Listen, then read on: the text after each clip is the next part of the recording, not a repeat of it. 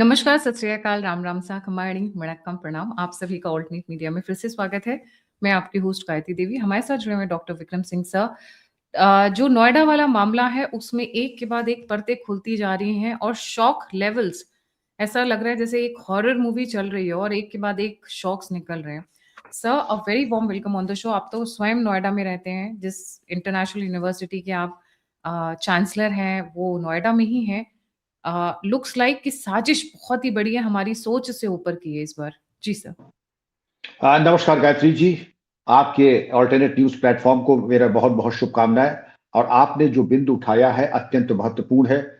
आप ये कहें कि नोएडा से संबंधित है, उत्तर प्रदेश से नहीं, ये राष्ट्र हित से संबंधित है और हमारी अर्थव्यवस्था की कमर तोड़ने की पूरी साजिश की गई थी। संतोष का विषय है कि शासन प्रशासन ने समय रहते इनको नेस्तनाबूद कर दिया, लेकिन जो तथ्य आपके सामने आएंगे वो ऐसे चौंकाने वाले हैं कि हमें समझ रखते हैं कि मैं इनको देशद्रोही मानता हूं जिन्होंने ये सब घटनाक्रम किया है। हमारी अर्थव्यवस्था जहां ऊपर जा रही है उसको मटियामेट करने के लिए कोई नहीं कहेगा कि हमारे मजदूर भाई हमारे परिवार के हैं, हम उनको जितना भी दें हम दे सकेंगे, वो कम होगा। जितना उन्होंने मांग की है उसको सुनवाई के लिए हमारा श्रम विभाग है, हमारी सरकार है और बहुत ही जागरूक सरकार है जो उनकी प्रत्येक जायज मांग के ऊपर गंभीरतापूर्वक विचार करके कार्रवाई करती है। आपने ये भी देखा होगा कि जब मांगों की बात आई तो योगी जी ने आधी रात को बैठ करके सभी अधिकारियों को बुला करके मंत्रणा करके और उनको बहुत ही अभूतपूर्व उनकी सैलरीज में बढ़ोतरी की बात की है। ऐसा कभी नहीं हुआ कि मांग आने तक रात को मुख्यमंत्री कार्यालय खुल करके बैठक हो करके और उसका निर्णय हाथ के हाथ दे दिया जाए, दिया गया। अब घटनाक्रम को अगर आप ले लें, आप ये देख रही हैं कि अभी मिडिल ईस्ट की क्या सिचुएशन है। ऑपरेशन एपिक फ्यूरी चल रहा है, इजराइल और अमेरिका का ईरान के ऊपर। पूरे विश्व में आग लगी है, सप्लाई चेन ध्वस्त हो गई है, पेट्रोल और गैस की कीमतें पूरे विश्व में आसमान छू रही हैं। भारत, तीन ही देश विश्व में है जहां तेल के दाम नहीं बढ़े हैं, रूस, सऊदी अरेबिया और भारत। रूस और सऊदी अरेबिया का तो उनका अपना तेल है, भारत का तो कोई अपना ऐसा तेल का स्रोत नहीं है। हम तो अधिकांश हमारा इंपोर्ट होता है, लेकिन तब भी अगर भारत ने पेट्रोल और पेट्रोल प्रोडक्ट्स के दाम नहीं बढ़ाए तो ये हमारी अर्थव्यवस्था की मजबूती है और शासन की जनहित की एक उनकी प्राथमिकता है। अब उसके बीच में नोएडा जो बहुत बड़ा सप्लाई चेन है, क्योंकि जो सप्लाई चेन है, जो हमारी डिमांड थी, जो हमारे डिमांड नोट थे उसको हम भेज नहीं पाएंगे, जो हमारे ऑर्डर्स हैं उनको हम सप्लाई नहीं कर पाएंगे, रॉ मटेरियल आएगा नहीं।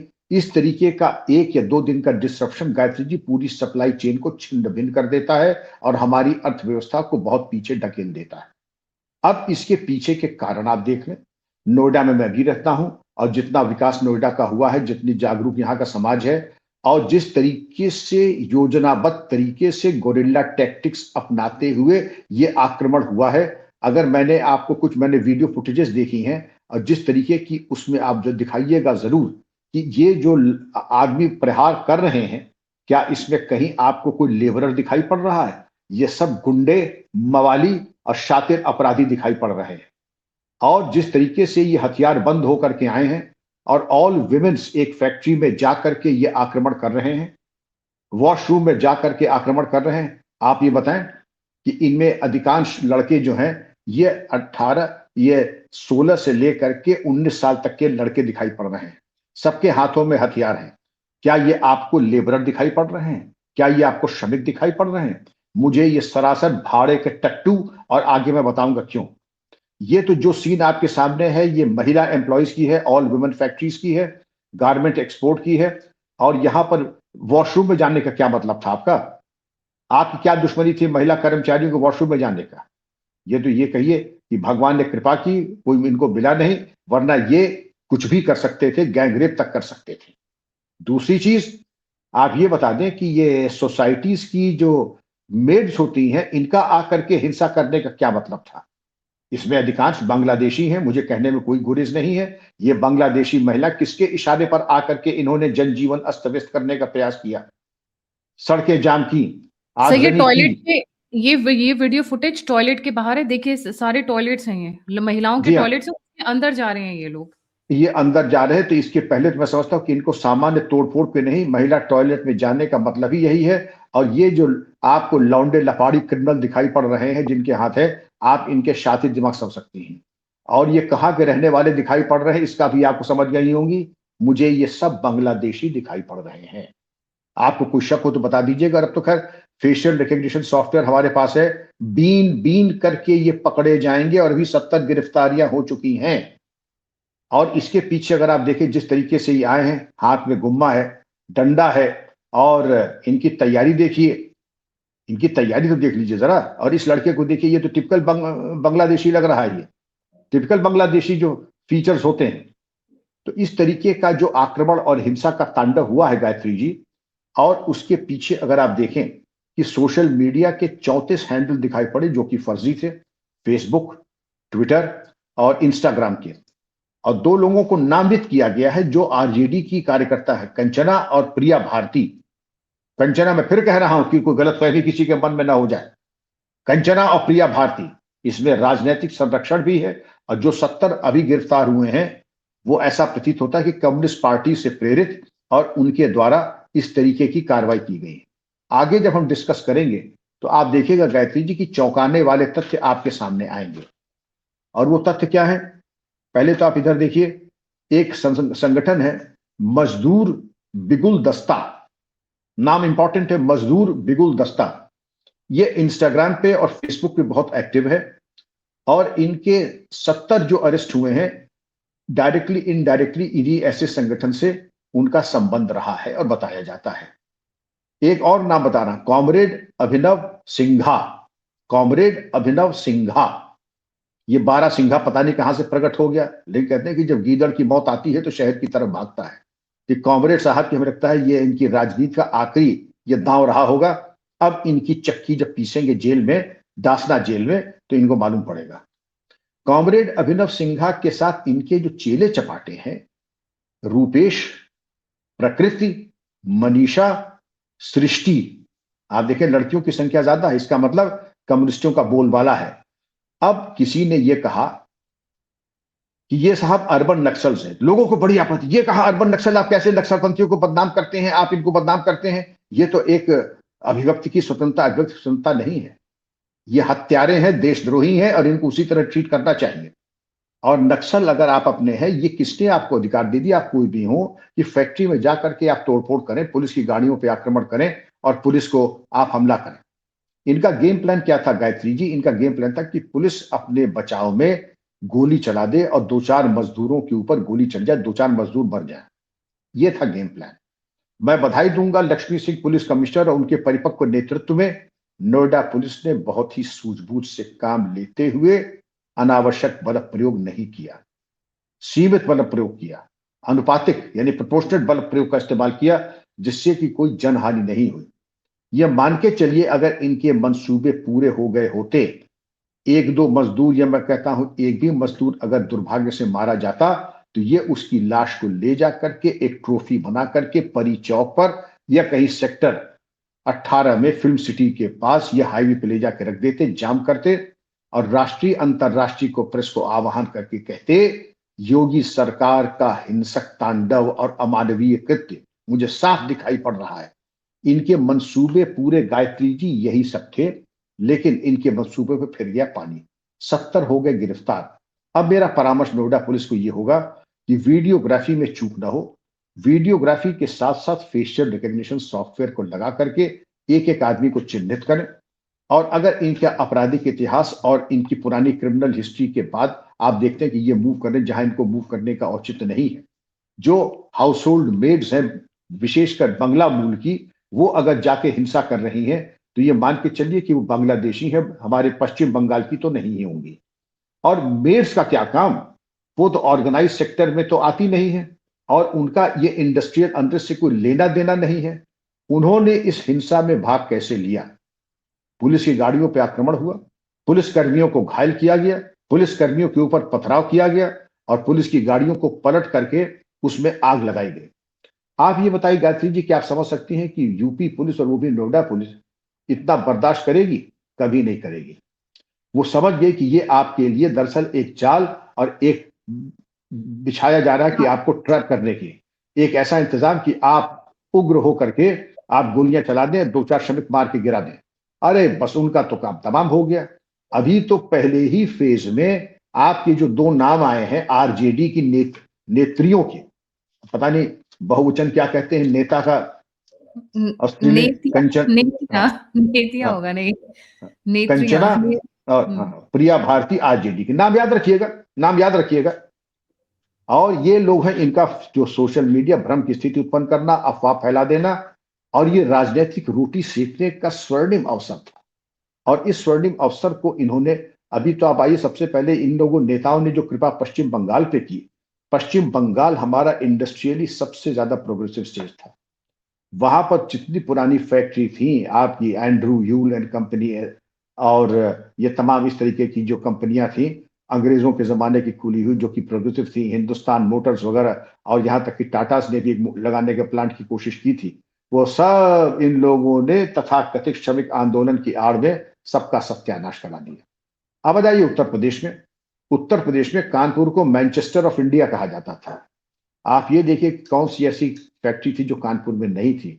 कॉटन की, जूट की, रबड़ की, सिंथेटिक की, टेक्सटाइल की, शुगर फैक्ट्रीज, सब कुछ था। लेकिन कानपुर में भी यही गतिविधियां करके तथा कथित श्रमिक आंदोलन करके, और आप ये देखिए इसकी जो फुटप्रिंट है। अब मैं आपके सामने बड़ी भयावह चीज लेकर के आ रहा हूं गायत्री जी। जिस तरीके से महिलाओं और लड़कों को आगे करके पहले गजा में किया, और फिर इस प्लॉट को ले जाके कश्मीर में किया, और उसके बाद शाहीन बाग में, आप समझ रही हैं, गजा, कश्मीर, शाहीन बाग, वही चीज इन्होंने ला करके यहां नोएडा में करने की कोशिश की। लड़कों को आगे कर दो जिससे कि जुवेनाइल, उनको ये नहीं मालूम कि यूपी पुलिस है, लड़के भूल जाएंगे, लड़के नहीं वो फिर अधेड़ होके जेल से बाहर आएंगे।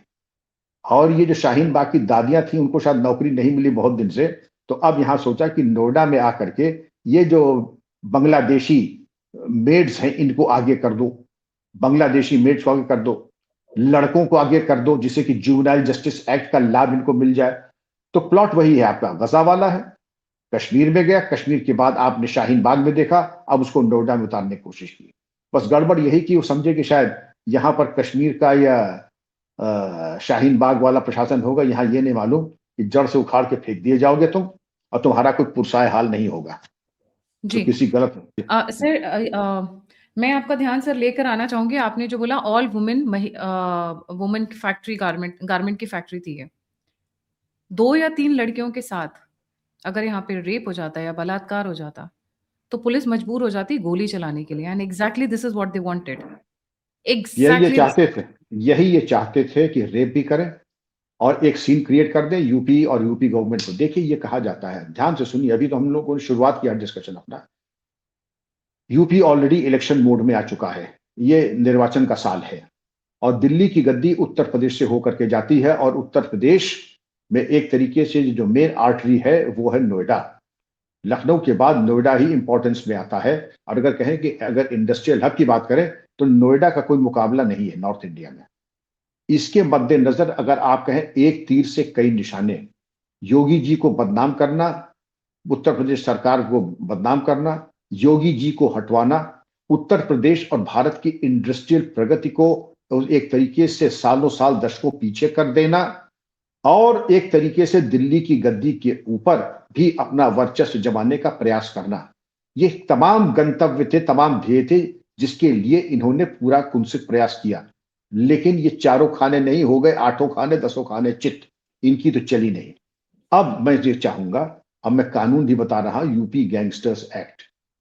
यूपी गैंगस्टर्स के साथ साथ आप ये देख लीजिए कि अगर विदेशी नेटवर्क निकल के आता है, जो कि प्रबल संभावना है, तो गायत्री जी यूएपीए का भी इस्तेमाल करें, एनएसए का भी इस्तेमाल करें, और इतना कर दें कि कम से कम इसमें जो रंगे हाथों पकड़े गए हैं, मैं फिर से नाम लेकर के चाहूंगा, कॉमरेड अभिनव सिंघा, रूपेश, प्रकृति, मनीषा, सृष्टि, और ये जो दो देवियां हैं जिनका नाम आया है, कंचना और प्रिया भारती आरजेडी की जो है, अगर इनके इस तरह के नेटवर्क आते हैं तो ये मतलब नहीं कि आप किसी राजनीतिक दल की अगर आप हैं तो आपके ऊपर कानूनी कार्रवाई नहीं होगी। कानूनी कार्रवाई और ज्यादा कठोर होनी चाहिए। जी गायत्री जी। सर, मैं आपका ध्यान निदा खान वाले मैटर्स और पीछे भी एक यूजीसी का जो हुआ था, उन दोनों के बीच में एक चीज़ बड़ी कॉमन सी थी सर।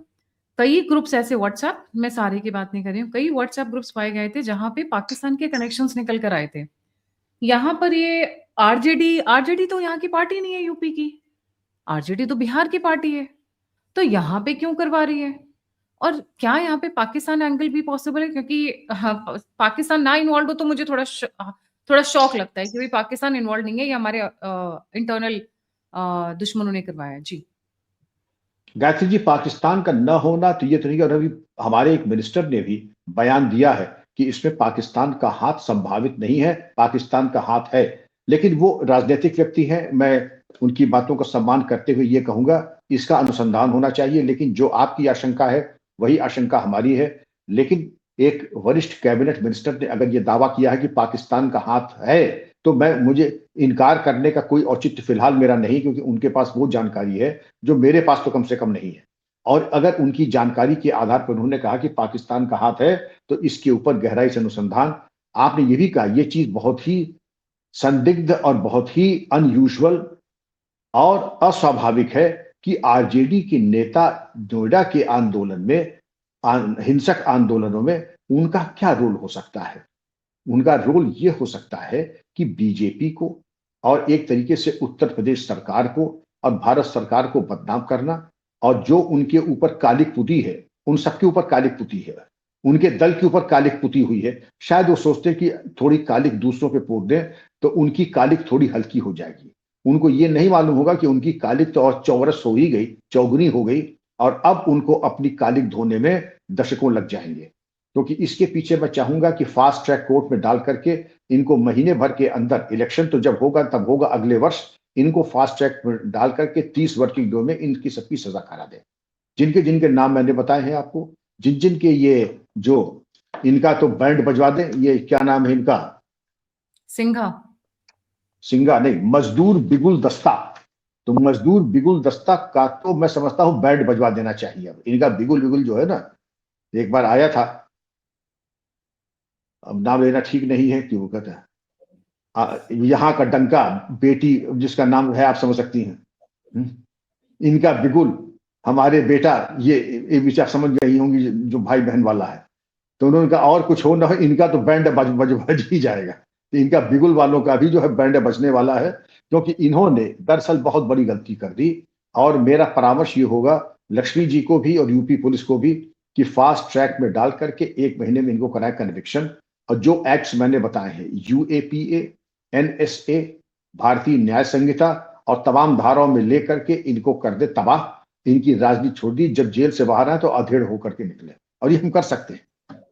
अगर जी। 12-14 साल जेल हो जाएगी, इनकी जवानी के अरमान और ये जो पत्थर लेके चले थे, जब निकलेंगे तो व्हील चेयर बाहर रहेगी इनके लिए। मुझे साफ दिख रहा है कि जब ये निकलेंगे 12-15 साल बाद, तो इनके लिए व्हील चेयर, स्ट्रेचर और वो पिकअप रहेगी, उस पर डाल करके घर जाएंगे। तो राजनीति तो वहीं जेल के सलाह के पीछे से कर पाएंगे अभी, अब बाहर इनको नहीं। और यही मैं हमेशा कहता हूं, दंड ऐसा दीजिए कि कमर टूट जाए इनकी। जी। सर, मैं थोड़ी-सी ज़्यादा इकोनॉमिक्स में बिलीव करती हूँ, बिज़नेस में। मुझे चाइना मॉडल बहुत अच्छा लगता है। तो सरकार बेचारी वैसे ही इतनी जेल के और के पीछे फालतू में इतने पैसे खर्च होंगे, और वो भी ये बांग्लादेशियों को जिनकी खुद की कंट्री इन्हें रखना नहीं चाहती है। तो हम इनका बोझ क्यों उठाएँ? या तो यूएन की तरफ रवाना कर दें ट्रकों में भर के कि भैया सँभालो, आपको बहुत ज़्यादा क्या है, UN high commissioner for refugees, high commission for refugees, उनके ऑफ़िसेज़ में भेज दें, वहाँ रहें। और नहीं तो चाइना मॉडल, जिसके बारे में मैं पहले भी कई बार बात कर चुकी हूँ, वो भी बड़ा अच्छा मॉडल है। वो अलग बात है कि भारत डेमोक्रेसी है, बहुत ही सॉफ्ट स्टेट है, इन चीज़ों में बिलीव नहीं करता है।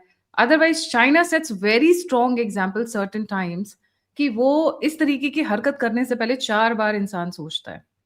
किडनी कहाँ होगी, लिवर कहाँ होगा, आँखें कहाँ होंगी, लंग्स कहाँ होंगे, पता ही नहीं चलेगा।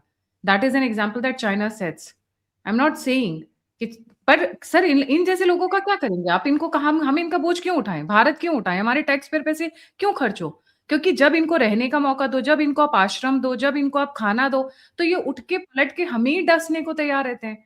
जो हाथ इनको रोटी खिलाते हैं, उसी हाथ को ये काटने को तैयार रहते हैं। तो इनका बोझ क्यों उठाएँ? जाके समुद्र की खाड़ी में कूद जाएँ, या फिर हिंद महासागरीय खाड़ी में कूद जाएँ, और नहीं तो यूएन चले जाएँ, नहीं तो चाइना वाला हाल लास्ट ऑप्शन।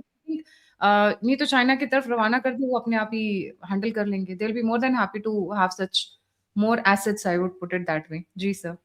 नहीं, आपका कहना बिल्कुल सही है इसके बारे में कि इनके ऊपर जितना कॉस्ट बेनिफिट एडवांटेज आपको देखना होगा, या तो इनसे इतना काम लीजिए कि इनके ऊपर जो खर्चा आता है उसका चौगुना इनसे हम काम ले लें, और इसके बारे में भूल जाइए। मानवाधिकार मानवों के होते हैं, दानवों के लिए, राष्ट्रविदों के लिए किसी तरह का अधिकार नहीं होना चाहिए। और मैं फिर आपके साथ सहमत हूं, कठोर से कठोर कार्रवाई के साथ साथ इनके ऊपर ऐसी कार्रवाई हो जो कि ऐतिहासिक हो, नजीर बने। दोबारा कोई देशद्रोह का काम करे तो थर्रा जाए। और मैं फिर कहूंगा, नोएडा सबसे महत्वपूर्ण इंडस्ट्रियल हब है नॉर्थ इंडिया का, और इसमें अगर कोई डिसरप्शन होता है, सप्लाई चेन डिसरप्ट होती है, तो हमारी अर्थव्यवस्था, ये 5 ट्रिलियन इकोनॉमी को, या उत्तर प्रदेश की 1 ट्रिलियन इकोनॉमी को बहुत बड़ा आघात पहुंचेगा। Noida is one of the most important cities, not only in Delhi NCR, but for the entire Uttar Pradesh, because एक major chunk of GDP वो नोएडा से निकालने की कोशिश कर रहे हैं। International film city, defence corridors, industrial units, जेवर एयरपोर्ट, क्या क्या नहीं लगाया जा रहा है नोएडा में। नोएडा को वो पूरा एक हब बनाने की कोशिश कर रहे हैं और उसी पे जानबूझ के टारगेट किया जा रहा है। पाकिस्तान का हाथ, ऐसा नहीं हो सकता है कि पाकिस्तान का हाथ नहीं हो। बस यही है कि समय की बात है, इन्वेस्टिगेशन होते होते, क्योंकि टोटी चोर जो है वो भी गए हुए थे इन प्रोटेस्ट में।